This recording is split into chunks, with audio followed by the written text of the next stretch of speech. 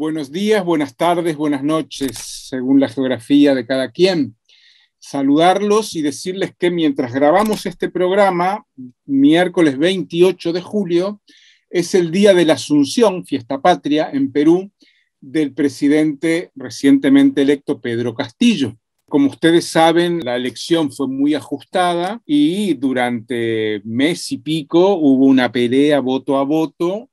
Keiko Fujimori, la ultraderechista, hija del dictador Alberto Fujimori, para impugnar la candidatura. Hubo decenas de impugnaciones, la Junta Electoral no aprobó ninguna, con razón, y bueno, finalmente Castillo es el ungido presidente, es nominado y ocupa el sillón de Pizarro desde esta semana. El gobierno de Castillo es un gobierno que se impone, que gobierna en un país dividido mitad y mitad. Primera dificultad enorme. Cuando uno tiene un país dividido y polarizado, gobernar es muy difícil. Segundo problema, la mesa del Congreso, que normalmente corresponde al partido gobernante, quedó en manos de la derecha. No del fujimorismo, pero sí de la derecha. Hay que decir que hay un hecho positivo y es que no toda la derecha es fujimorista, aunque surgió una derecha ultra, más a la derecha que Fujimori todavía, una derecha de carácter claramente dictatorial. Entonces, desde el punto de vista de las instituciones, también el gobierno de Castillo va a tener algunas dificultades. Es minoría en el Congreso, amplia minoría. Va a tener que gobernar aliado con algún sector de la derecha, o sea, limitaciones. Tercer problema, Perú es un país profundamente extractivo, gran exportador de minerales, la minería es el rubro principal de la exportación y de la producción peruana, y acá hay límites también para hacer cambios desde el Estado. ¿Por qué? Porque Perú tiene acuerdos internacionales, tiene que someterse a ciertas reglas de los organismos financieros internacionales, y él no está en contra de la minería a cielo abierto, quiere regularla y quiere que el Estado reciba más beneficios. Él le encantaría estatizarla, cosa que no va a poder hacer porque son empresas multinacionales. O sea, Castillo pertenece a una corriente política de los años 70, el setentismo, socialismo clásico, que piensa que una cosa, una producción, un bien que sea del Estado es mucho mejor que sea de privado. Si usted tiene una minera que contamina, que expulsa gente, no sé qué, pero es del Estado, ya no habría tanto problema.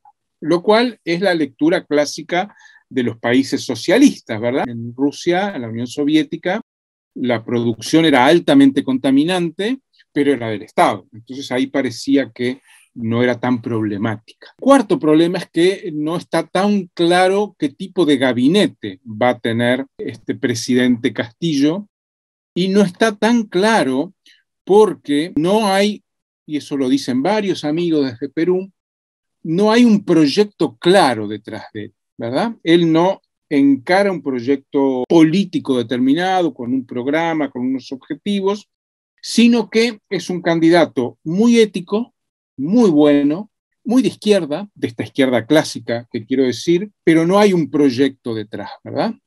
Y además, que no haya un proyecto, él llegó de buenas a primera a la presidencia. Él un mes antes tenía el 1% de los votos. Nadie daba nada por él. Pero finalmente, ante el descrédito del sistema político y de los políticos, él fue creciendo por su autenticidad, principalmente en la sierra peruana, no tanto así en la costa y sobre todo en Lima, donde es minoría. Pero en Lima está el poder. Entonces hay algo de improvisación en su proyecto y será también evidente en su gobierno. Entonces, ¿a dónde voy con esto? Que tenemos por primera vez un presidente realmente de izquierda en Perú, un país muy importante de Sudamérica. Segundo, que es un presidente que va a tener enormes dificultades para gobernar, que puede llamar a movilizar a la población, pero en ese caso va a tener que enfrentarse a las élites y las clases medias de Lima. Y tercero, que tiene enfrente una mitad de la población y sobre todo el fujimorismo, que se ha vuelto muy, muy ultra, muy antipopular, muy antiizquierda, que no le va a dar un minuto de tregua. Ya no se lo dio durante la campaña, que lo acusaron de terrorista, ya no se lo dio durante el recuento de votos, que hizo todo lo posible para poner zancadillas, Y ahora que inaugura su gobierno, tenemos que tener en cuenta que varios presidentes anteriores, entre ellos no el que cesa hoy, sino anteriores, Kuczynski, etcétera, han sido destituidos, vacados, como se llama en Perú, por la vacancia, por el Parlamento. O sea, alcanza con que usted tenga un Parlamento contrario para que lo puedan destituir. Entonces, va a tener que hacer milagros para evitar esta destitución, va a tener que dar pasos concretos para emitir señales a esa derecha retrógrada de que no va a tocar todos sus intereses, y a mi modo de ver se va a mover en una contradicción entre ser fiel a su vocación de izquierda, que no dudo que la tenga, digo, yo creo que es un hombre que viene de abajo y que tiene esa vocación popular, y en mantenerse, pues claro, para mantenerse hay que negociar.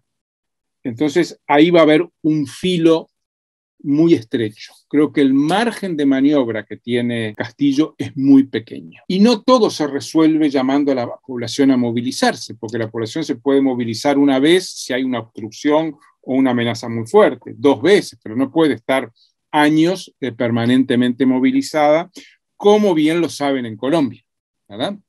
Entonces, esta es una situación difícil. Vamos a seguir de cerca lo que pase en Perú, pero tenemos que estar preparados para los 2 escenarios, para que haya una destitución, un movimiento destituyente de Castillo, o para que él haga tantas concesiones que su gobierno termine siendo neutralizado, su gobierno de cambios termine siendo neutralizado por su necesidad de mantenerse en el cargo. Veremos qué sucede.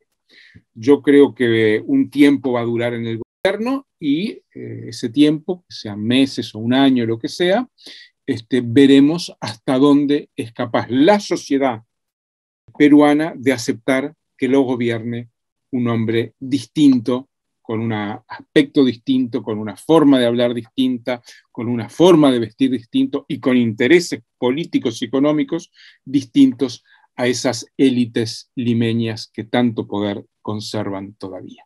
Muchas gracias.